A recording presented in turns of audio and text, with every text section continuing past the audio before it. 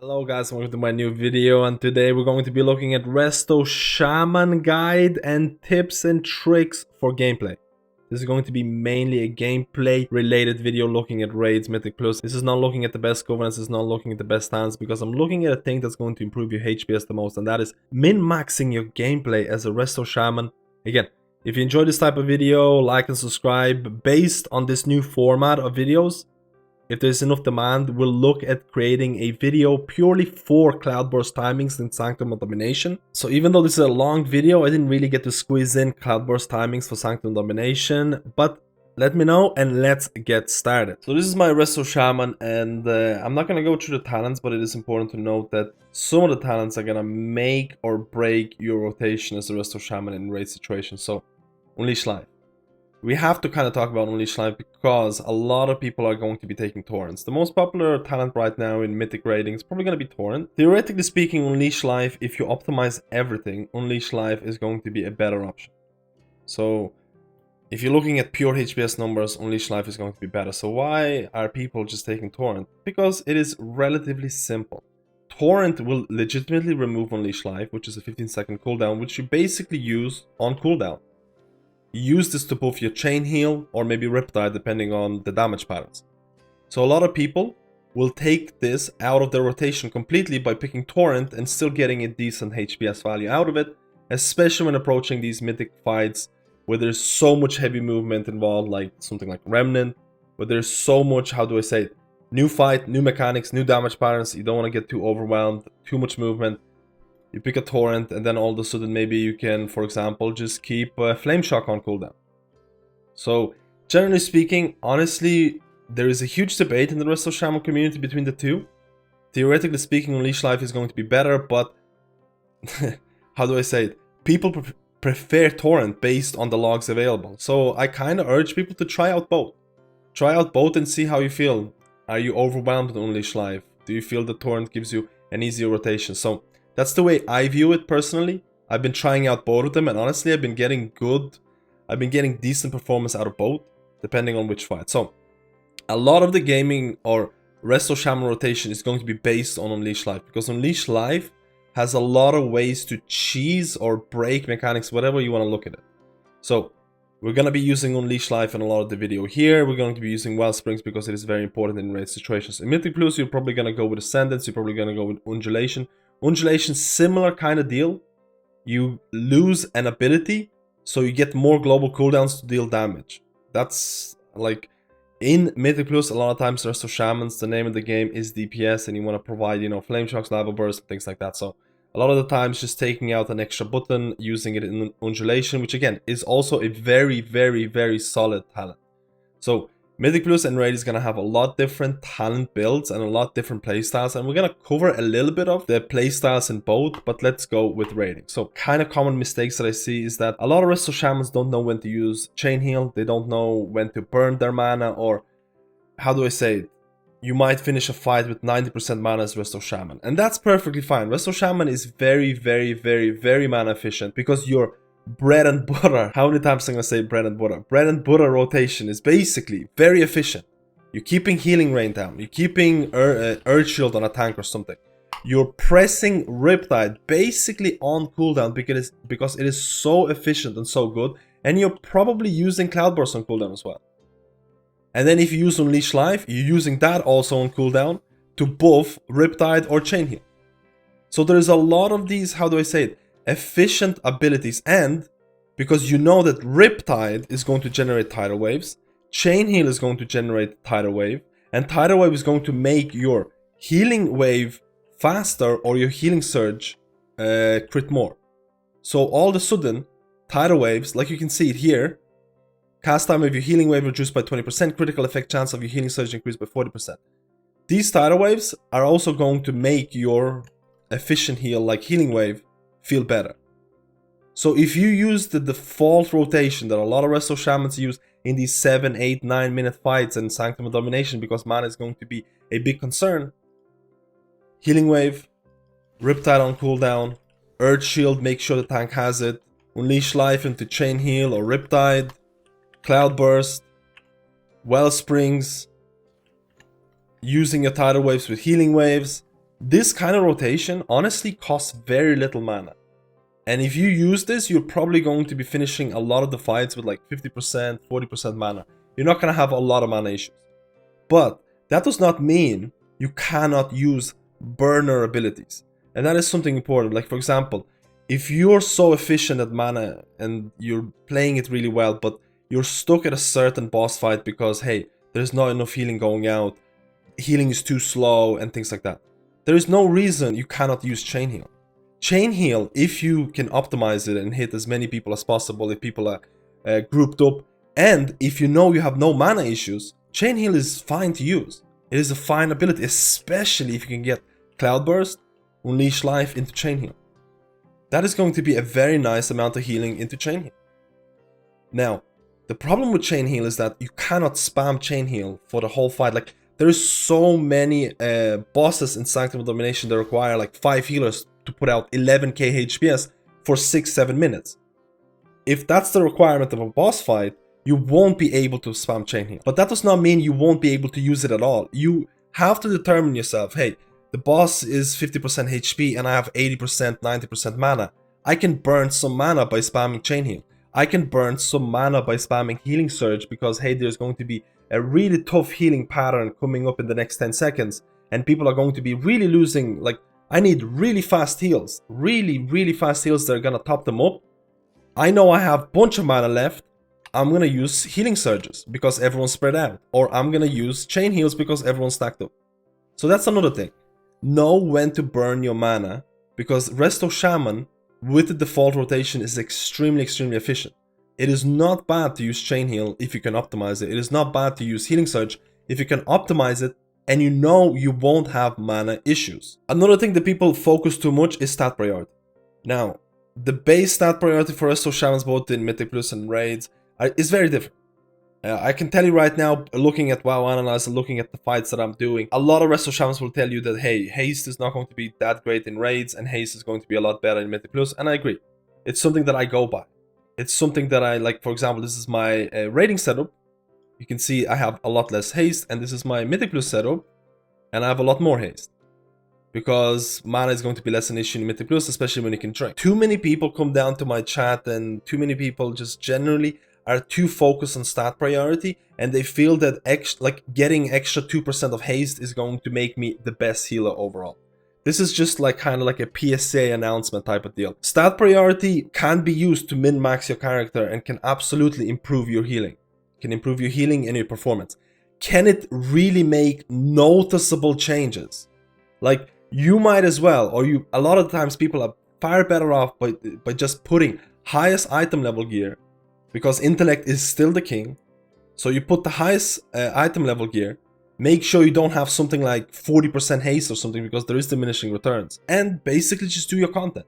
And you'll have a really solid base for your Resto Shaman without having to spend hours or days min-maxing your stats. If you do want to min-max your stats, questionably Epic Live is great for this. WoW Analyzer is great for this. There's multiple different sources. If you are not aware of those sources, or if you're not capable to use those sources, you're far better off to just putting highest item level, going to the content you want to do, and you're gonna have a good time.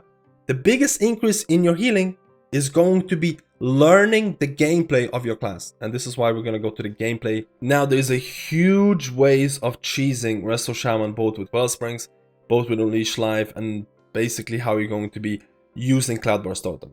For a lot of people, Cloudburst Totem is going to be the main differentiating factor between a really good Resto Shaman and an average Resto Shaman, and how they optimize Cloudburst. Cloudburst is going to give you these burst windows, and when you use Cloudburst, you want to optimize your healing, because portion of that healing is going to be placed into Cloudburst, including overhealing. How does it work with Unleash Life and Primordial Wave? I'm going to be talking about Necrolord, Resto Shaman. I know it's going to be working in similar ways with Ventier, but right now we're looking at Necrolord. And again, guys, if you want to see more different type of videos, let me know in the comments. So Primordial Wave is going to shoot out a Riptide basically, and for the next 15 seconds or so you can actually use Healing Wave that is going to be replicated on people who have Riptide on them. So the name of the game is using Riptide on cooldown. A lot of the times people will tell you to use Riptide on cooldown because it is going to be extremely efficient, especially when combined with your Riptide Legendary. Necrolord, Riptide Legendary plus Primordial Wave equals Riptide Haven type of deal. So how do you cheese Unleash Life? This is one of the most common rotations that people will tell you in raiding situations, because I don't want to say it's broken, but the way that the copies, so you shoot out your Riptides, you shoot out your Primordial Wave for the next 15 seconds, your healing waves, and you can see it from my combat logs. I'm going to get 2 healing waves casted on me. You can see 2 healing waves. One healing wave was the normal healing wave that I casted, and the second healing wave was because the Riptide, I had Riptide on myself, and that's Primordial Wave.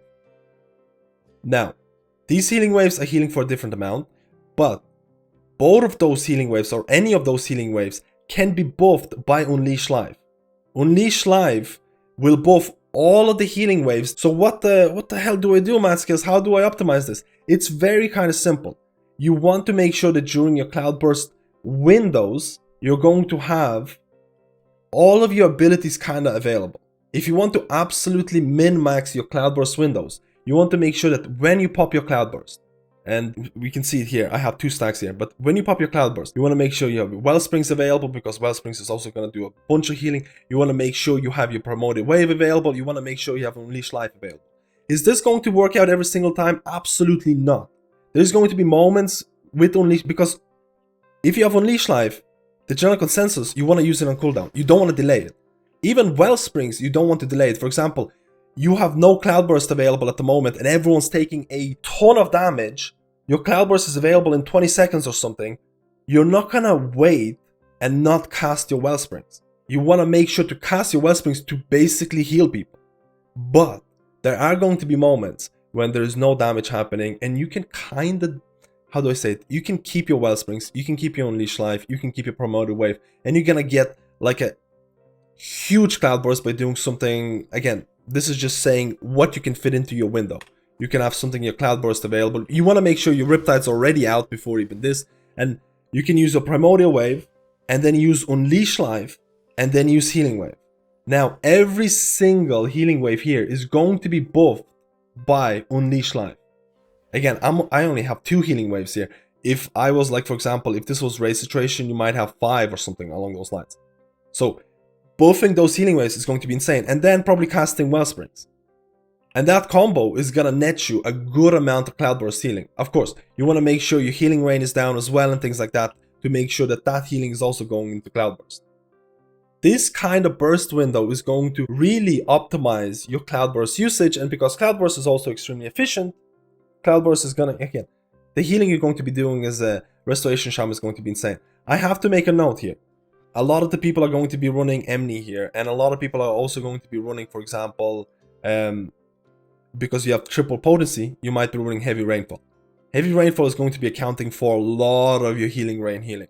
So all of a sudden, if you do play, and you should, if you are Primordial Wave or Necrolord Resto Shaman, you're playing triple potency, you're playing your Heavy Rainfall, you want to make sure that before you use a Healing Tide, you want to make sure that, hey, I'm using my Healing Tide, my Cloudburst is up, my healing rain is down. This is very, very important, and you want to tell your group, hey, for the next whatever seconds, my healing rain is going to be doing so much healing. Please stand in my healing rain. This is going to account for a lot of your healing. So before you use Healing Tide, you want to also make sure, hey, is my Cloudburst available? Is my healing rain down?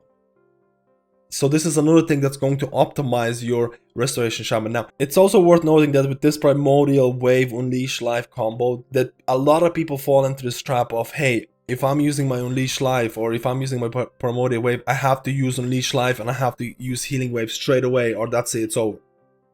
And a lot of people feel to fall into this trap because maybe sometimes their Unleash Life is not going to line up, maybe sometimes their Cloudburst is not available yet. As you saw, Primordial Wave has a long buff, it's like 15 seconds or so. So you don't actually have to have that combo ready right away. What I tend to do a lot of the times is that my Cloudburst might not be available for 6 or 7 seconds. But I need healing right now. I need another Riptide on the raid or people are gonna die.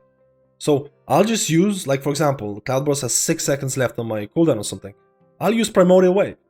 I'll use Primordial Wave 6 seconds before or something. Again, it's an arbitrary number. 6 seconds before Cloudburst, because I know when my Cloudburst comes back up, I'll be able to get all the Riptides out, I'll be able to Unleash Life, and I'll be able to Healing Wave. So don't, or pay attention have a week or something to tell you how long you have on this Primordial Wave buff, because Primordial Wave buff gives you a lot of leeways. For example, after using Primordial Wave, you might actually even wait for your Riptide to get an additional Riptide out. In order to get more Riptides out, you get more Healing Wave copies. If you buff your Unleashed Life, you get more Healing Wave copy buffs. On top of that, you might even go further min-maxing and get a week order to tell you when is the next Riptide cast that is going to proc an additional Riptide from your legendary. So this is more min-maxing on top of min-maxing in terms of getting more Riptides out in order to get them buffed by Primordial Wave and Unleashed Life. And this is something that you can consider if you want to optimize your Resto Shaman. Now let's talk about those moments where you're about to use your Wellsprings or you're about to use your Primordial Wave into Healing Wave and you don't have Cloudburst available. And those moments are going to happen. But what about if your Cloudburst is about to come off cooldown in about 1 or 2 seconds, but you're casting your Wellsprings? So because Wellsprings, and we'll talk about another cheese, Wellsprings has a travel time.